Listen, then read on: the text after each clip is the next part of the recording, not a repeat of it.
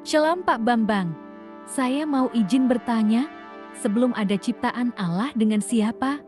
Mohon pencerahannya. Kira-kira waktu Tuhan itu belum menciptakan langit bumi seisinya, Tuhan dengan siapa waktu itu? Nah ini mulai dalam, semakin malam ini nggak lama lagi saya ceramah, tapi semakin lama biasa semakin dalam.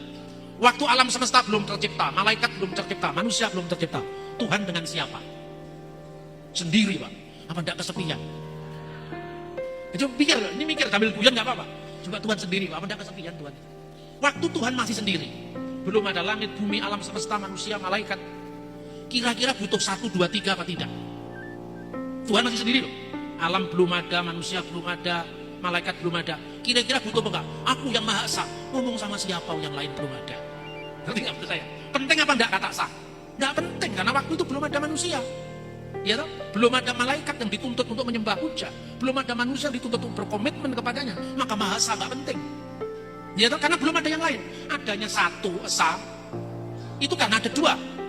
Begitu Tuhan menciptakan malaikat, baru ada aku Tuhan dan ada kamu malaikat. Malaikatnya lebih dari satu, ada aku dan ada kalian. Ya toh? Selain malaikat ada manusia, ada aku, ada kalian, ada mereka. Jadi aku, kalian, kamu, mereka itu setelah ada kejamaan. Sebelum itu belum perlu kata ada. Kata esa itu tidak perlu, 1, 2, 3 Pak Gendut naik udah tidak perlu itu, karena belum ada yang lain. Pertanyaan kedua, kira-kira kata aku perlu apa tidak? Perlu untuk apa? Cuma ada Tuhan. Adanya aku kan setelah ada yang lain. Maka ada satu Tuhan aku, ada yang lain Adam kamu. Ini dibutuhkan dalam konteks komunikasi. Sebelum ada yang lain tidak butuh 1, 2, 3, tidak butuh aku, kamu dan mereka. Inilah misteri Tuhan sebelum segala sesuatu ada. Nah, apa pertanyaannya? Lebih dahulu mana? Maha hadir atau Maha Esa? Omnipresent, Maha hadir.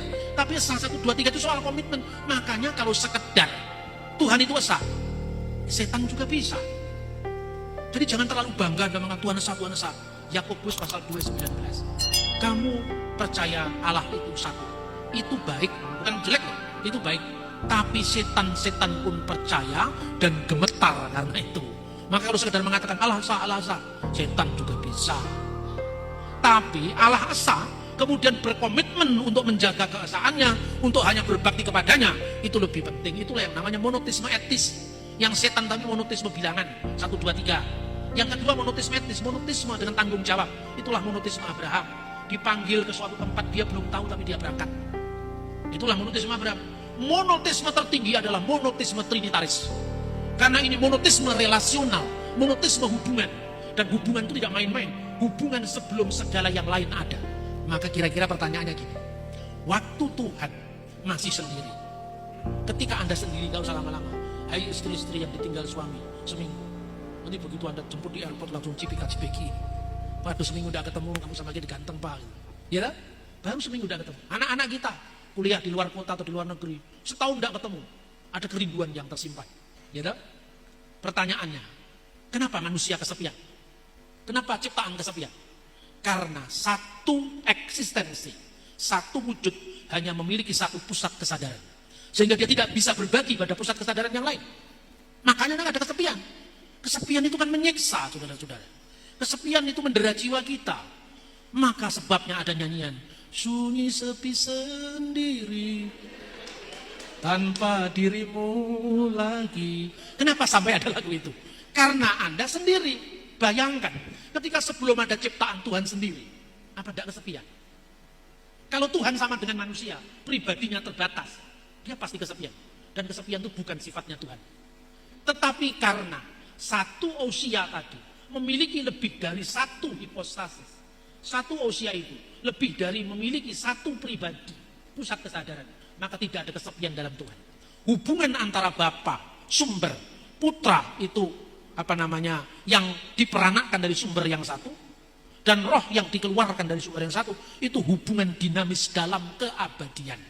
Bahasa kerennya para teolog dinamakan perikoresis, saling mendiami. Karena saling mendiami ada hubungan kasih kekal. Saya bertanya, Allah itu kasih Pak. Apakah itu kekal? Ya kekal. Allah itu kasih. Yang dikasih siapa? Manusia Pak. Tidaklah aku ciptakan engkau agar kamu mengenal aku, katanya aliran kebatinan Jawa. Tuhan menciptakan manusia supaya dikenal. katanya aliran kepercayaan. Supaya dikenal, iya. Berarti Tuhan butuh aktualisasi diri. Karena dia butuh yang lain. Selama Tuhan belum memiliki yang lain, Tuhan dilanda oleh kesepian seperti Yunisara. Ya kan? Lalu kasih itu kan butuh sasaran kasih. Supaya tidak bertepuk sebelah tangan. Bapa itu sumber kasih. Putra itu yang dikasih. Dan ada kasih yang disalurkan adalah Roh Kudus. Ini ilmu yang dalam, saudara-saudara. Tidak bisa hanya dikatakan 1, 2, 3 Pak gendut naik kuda. Kalau Tuhan di sana, dia tidak di sini. Oh, itu tidak cocok, itu kan saya. Saya sekarang di Makassar, maka saya tidak ada di Jakarta. Tapi kalau Tuhan sekarang ada di sini, apa Tuhan tidak ada di sana? Tuhan, kami sudah berkumpul ini lebih daripada 100 orang. Padahal syarat minimum kehadiranmu, 2-3 orang berkumpul, Tuhan akan hadir. Ini sudah memenuhi syarat minimum. Tuhan, kenapa engkau belum hadir? Saya masih ada sibuk di New York. Di sini ada KKR. Berapa lama lagi Tuhan kau tiba di kota Makassar? Masa Tuhan seperti itu? Dia di sini, dia juga di sana. Dia ada di mana-mana. Lain kalau manusia, aku di sini, engkau di sana.